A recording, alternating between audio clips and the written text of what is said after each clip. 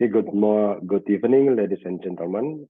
First of all, I would like to say thank you for the opportunity given on this conference. My name is Yudha Inderawan from a doctoral program Trisakti University, Republic of Indonesia. And on this occasion, I would like to present our research entitled The Implementation of Performance-Based Navigation, or PBN, in developing sustainable business strategies and models on Enroute flight segment in Indonesia.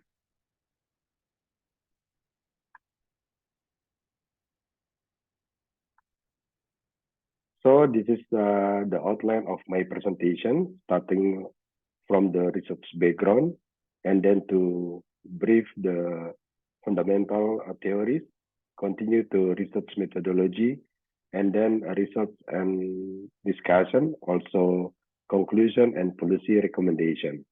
So let's start from research background.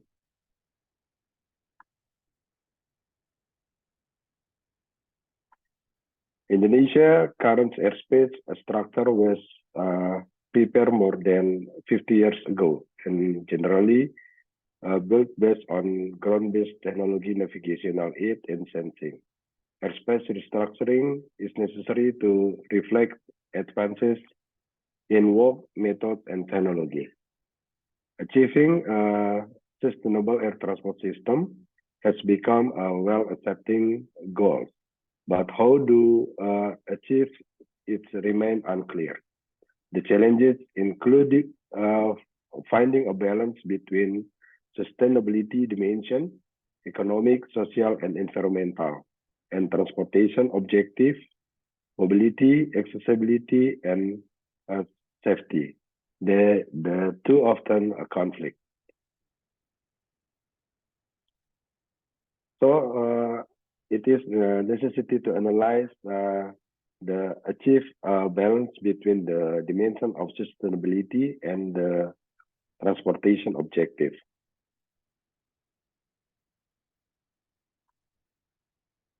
The variable indicator, the dimension of sustainability consists of social, economic, and environmental. Meanwhile, the indicator for the transportation objective variable consists of mobility, accessibility, and safety, where all indicators, both sustainability dimension and transportation objective, can be improved through the application of performance-based navigation.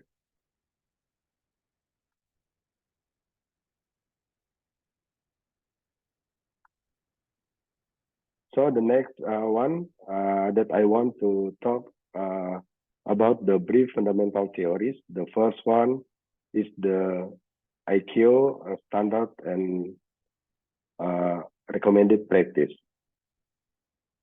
ICIRL has ensured the navigation specification are defined at a sufficient level of detail to facilitate global harmonization by providing specific implementation guidance for state and operators. ICIRL document 9613. And the second, the Republic of Indonesian Law, number 1, 2009. Aviation as a unified system consisting of the use of airspace, aircraft, airports, air transportation, safety and security, the environment, as well as supporting facilities and other public facilities. Research methodology. The approach used in this research of quantitative method with structural equation modeling technique using partial least square as a data analysis method. The type of source of data used the primary data collected by researchers to answer problems found in research obtained directly from source through questionnaires. This data is a collection of data from 257 respondents who are directly related to the implementation of PBN in Indonesia with provision as air traffic controller pilot, flight inspector, procedure personnel, and PBN designer.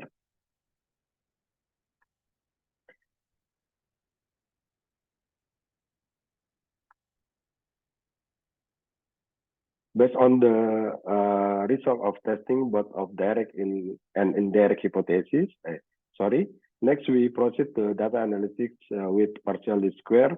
Statistic analysis be carrying out 5 hypotheses, a direct hypothesis and 2 indirect hypotheses. Based on the result of testing both direct hypothesis and indirect hypothesis, the results show that all estimate coefficient are positive with a significance level of less than 5%, and the t value need the critical value exceed the critical value 1.96. So the all direct and indirect hypothesis can be accepted in the sense of the having positive influence between the variables. The conclusion, there are 5 conclusions in this research. The number 1, the sustainability dimension has a significant influence on sustainable business strategies and model. The most dominant sustainability dimension is the indicator of the need to develop actionable strategies and incorporate sustainability into the organization mission and strategic plan. And number 2, transportation objectives have a significant influence on sustainable and business strategy and model. Mobility goals and travel acceleration have a significant influence on air transportation practices in meeting sustainable goals. Their impact has a big influence on sustainable business strategies and model. Safety assessment method enable effective quantification on safety in relation to airspace operational planning strategies and benefit the development of optimal operational scheme that balance risk with capacity demand. And number 3, the sustainability dimension has a significant influence on performance-based navigation or PBN. Fundamental change to the policy formulation process are needed is sustainability is to fulfill its potential to reconcile environmental and economic objectives that have a positive influence on performance-based navigation. And number 4, transportation objectives have a significant influence on performance-based navigation or PBN. Flight connectivity is a mediating variable between transportation objective and performance-based navigation, and there is a significant relationship between transportation objective and performance-based navigation. And number 5, performance-based navigation has a significant influence on sustainability strategies and business model. PBN can mitigate risk in airspace which has a significant influence on sustainable business strategies and model. The research result conclude the PBN procedure is recommended to be implemented as a policy for developing a reliable and sustainable aviation navigation sector as connectivity in the Indonesian archipelago. There's 3 policy recommendations on this research. The policy recommendation number 1 is optimal performance-based navigation. Implementation is able to produce several benefits from sustainability aspects, social, economic, and environmental, as well as transportation goal, mobility, accessibility, and safety. Or we can be called a balancing effect. In realizing environmentally friendly aviation and creating a reducing in air emission is the best to implement the ICIRL policy known as carbon neutral growth, namely growth without an increase in carbon dioxide emission. And recommendation number 2, Policies related to aviation navigation for aviation regulator, in this case, the Ministry of Transportation, should be in line with regional and global initiatives, plan recommended by ACIO. The implementation is that policy related to aviation navigation should be regulated in government regulation or presidential regulation, so that it is hoped the military agencies and other government agencies whose activity are related to civil aviation are in accordance with the regional and global goals of seamless air traffic management, or ATM.